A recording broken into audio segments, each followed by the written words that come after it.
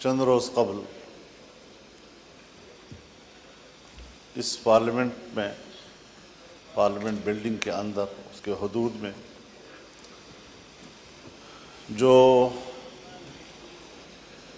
معزز اراکین ایوان کے ساتھ ناخوشگوار واقعہ پیش آیا تھا،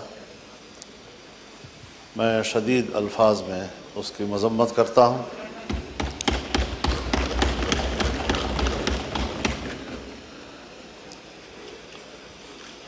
ساتھ ہی آپ نے اپنے ایوان کے کولیگز کے حوالے سے جو اقدام کیا ہے اس پر میں آپ کو خراج تحسین پیش کرتا ہوں، لیکن یہاں جو ہم تقریریں کر رہے ہیں، اس کی مذمت کر رہے ہیں، یہ صرف اپوزیشن ارکان کے ساتھ نہیں ہوا، بلکہ یہ بذات خود پورے ایوان کے ساتھ ہوا ہے۔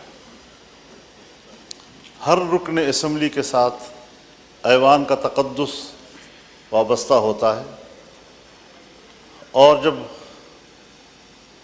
اس کی عزت، اس کی آبرو کو بریچ کیا جاتا ہے تو پارلیمنٹ باقاعدہ اس پر ایک کمیٹی بناتی ہے، اس کمیٹی میں معاملات جاتے ہیں، اس کو سنجیدگی سے لیا جاتا ہے۔ حق تو یہ ہے جناب اسپیکر کہ آپ کی قیادت میں اس ایوان کو کم از کم 3 دن تک بند کر دیا جاتا احتجاج کے طور پر کہ آئندہ اس ایوان کے ساتھ اور اس کے اراکین کے ساتھ اس قسم کے اقدامات نہیں ہوں گے۔ جناب والا،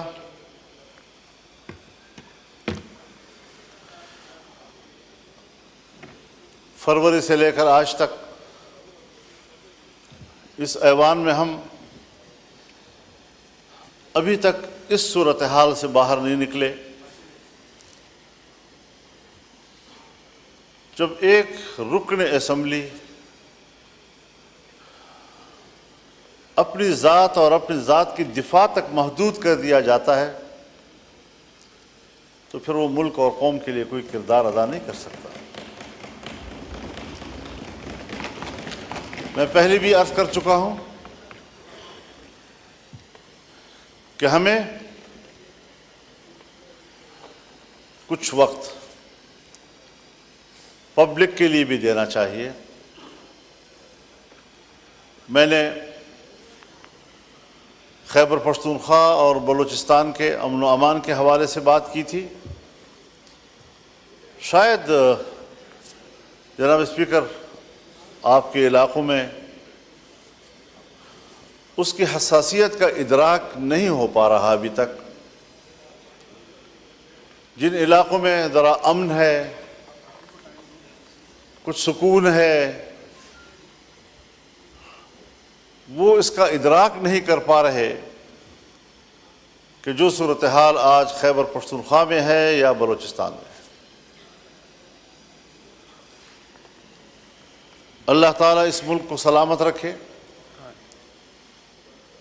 ہمیں اس وطن کی سلامتی، اس کی وحدت اور اس کی یکجہتی عزیز ہے۔ یہ ہمارا گھر ہے، اور اگر کوئی ہمارے گھر کو اجاڑتا ہے تو ضرور ہم نے اپنے گھر کی حفاظت کے لیے کردار ادا کرنا ہے۔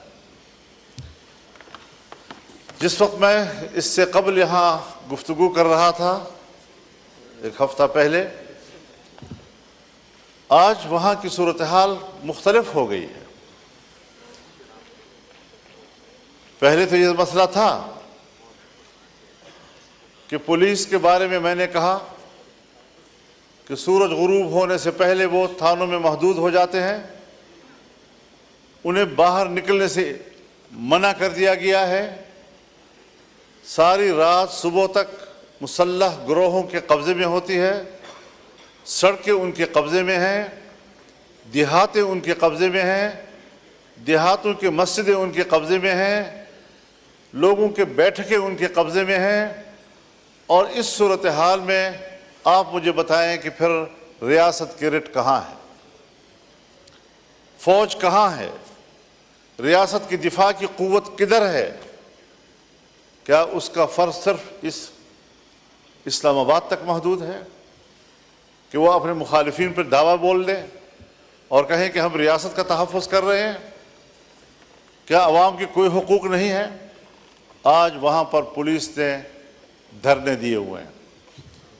لکی مروت سے یہ دھرنا شروع ہوا ہے اور اب یہ ڈیرہ اسماعیل خان میں بھی بڑھ رہا ہے. صورتحال وہاں بھی پھیل رہی ہے. باجوڑ میں بھی چلا گیا ہے, بنو میں بھی چلا گیا ہے, اور مختلف اضلاع میں اگر پولیس نے دھرنا دے دیا, بائیکاٹ کر دیا, اپنے فرض کے انجام دہی سے پیچھے ہٹ گئے, آپ مجھے بتائیں کہ کیا صورتحال ہوگی؟ ہماری نہ سنی جائے, کم از کم اپنے ریاستی ادارے پولیس کے تو سنی جائے. کہاں ہم کھڑے ہیں؟ کیوں اس چیز کا احساس نہیں ہو رہا ہمارے لیے؟ ہم لگے ہوئے ہیں کہ صاحب ہمارے ہاں آئینی ترامیم کی جائیں, ہمارے ہاں ادارے اور اداروں کے بڑے وہ اپنے ایکسٹینشن کے لیے فکر مند ہیں, اپنے اداروں کی اصلاح اور تقویت کے لیے فکر مند نہیں ہیں.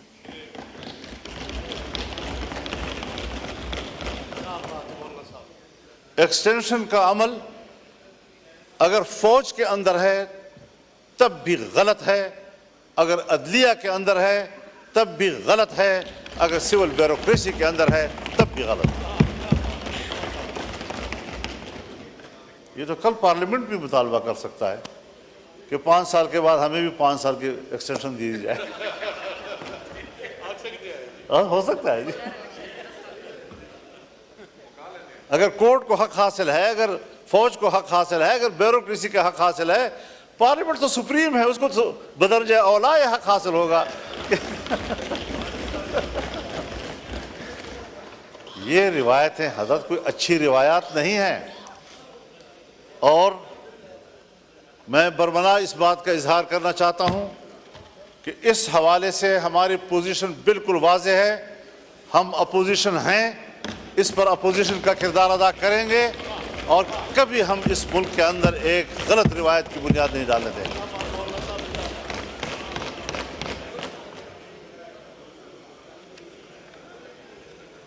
جناب اسپیکر, ہم ان مراحل سے گزر چکے ہیں. جنرل مشرف کا زمانہ تھا, ہم اپوزیشن میں تھے, ایل ایف او کے ذریعے انہوں نے سپریم کورٹ کے جج کی عمر 68 سال کر دی تھی, اور ہم نے لڑ کر اس کی عمر کو 65 پہ لے آئے بڑے مشکل کے ساتھ. ایک فوجی حکومت میں فوج کے فیصلے کو ریڈیوس کیا جہاں تک ہم سے ہو سکتا تھا. میری اپنی ذاتی رائے یہی تھی کہ ان کو 62 سال تک رکھا جائے, لیکن بہرحال دوستوں کی اجتماعی رائے میں 65 سال ہوئی. اس 65 سال کے فیصلے پر ہمارے بھائی ہیں, ہمارے محترم ہیں, پاکستان پیپلز پارٹی اس وقت یہاں ہمارے ساتھ اپوزیشن میں بیٹھی تھی, اپوزیشن میں بیٹھ کر انہوں نے میرے اوپر تنقید کی تھی, ایم ایم اے اوپر تنقید کی تھی کہ آپ نے 65 سال کیوں دیے ہیں ان کو. آج آپ ان کی عمر کے اضافے میں وہاں اس بیچوں میں بیٹھ کر اس کی تائید کریں گے؟ کیسے کریں گے, کیوں کریں گے میرے بھائی؟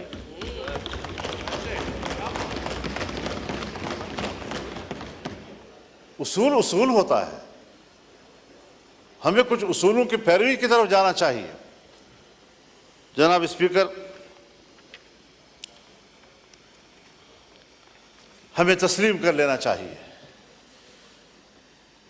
کہ ہمارا جو عدالتی نظام ہے وہ فرسودہ ہو چکا ہے. ہمارے عدالتوں کے سامنے جتھے بیٹھے ہوتے ہیں اور وہ فریقین کو اطمینان دلاتے ہیں کہ آپ کا فیصلہ یوں ہوگا اور آپ کا فیصلہ یوں ہوگا. ان جتھوں کو ختم کریں اور عدالت کو طاقتور بنائیں تاکہ اس پر اعتماد ہو. آپ بھی واقف ہیں اس سے اور میں بھی اس سے واقف ہوں. باتیں سچ ہوتی ہیں، کوئی کہتا نہیں ہے، اور اگر کہنی پڑ جاتی ہے تو ہمارے متھے لگ جاتی ہے۔ آج بھی حضرت جناب اسپیکر، ہماری عدالتیں لابیوں میں تقسیم ہو چکی ہیں، اور وہ باہمی طور پر عدلیہ نہیں بلکہ وہ ایک سیاسی گروہ بن چکے ہیں۔ کوئی ایک پارٹی کو سپورٹ کر رہا ہے تو کوئی دوسری پارٹی کو سپورٹ کر رہا ہے۔ میں کہتا ہوں چیف جسٹس میری مرضی کا ہو، آپ کہتے ہیں نہیں چیف جسٹس میری مرضی کا ہو۔ کیوں؟ یہاں پر بات کیوں آ گئی ہے؟ ہم نے اس ایوان نے کیا اس نظام میں اصلاحات کی طرف نہیں جانا؟ جناب اسپیکر، میں تجویز کروں گا، حکومت کے سامنے تجویز کروں گا، کیونکہ اول فرض ان کا بنتا ہے کہ جوڈیشل ریفارم لائے جائیں، اپوزیشن کے ساتھ بیٹھ کر لائے جائیں، اس پر کمیٹی بنائی جائے اور بتایا جائے کہ ہم عدالت کا نظام کیا ہونا چاہیے۔ چیف جسٹس کے لیے ہائی کورٹس کے معیارات اور ہیں اور سپریم کورٹ کے معیارات اور ہیں، فوج میں چیف کے لیے معیارات اور ہیں، اور عدلیہ میں چیف کے لیے معیارات اور ہیں۔ ان معیارات کو یکساں کیا جائے۔ کہیں پر آپ کچھ کر رہے ہیں تو کہیں پر آپ کچھ کر رہے ہیں، کسی کو کوئی رعایت دے رہے ہیں، اور جب آپ ایکسٹینشن میں مشکل محسوس کرتے ہیں تو مجھے یاد ہے کس طرح ہمارے ہاتھ مروڑ کر ہم سے جبری طور پر ایک چیف آف آرمی اسٹاف اس ایوان کے اندر قانون سازی کرائی۔ آپ کو بھی یاد ہے، مجھے بھی یاد ہے کتنا ہم نے اس جمہوریت کو کمزور کر دیا ہے۔ اور پھر جو ایوان اس پر یہ چھاپ لگ جائے کہ یہ عوام کی نمائندہ کم اور اسٹیبلشمنٹ کی نمائندہ زیادہ، پھر آپ کو بحیثیت ایوان کے اسٹیبلشمنٹ کی نوکری کرنی پڑے گی، عوام کی خدمت آپ نہیں کر سکتے۔ آج 60,000 سے زیادہ مقدمات سپریم کورٹ میں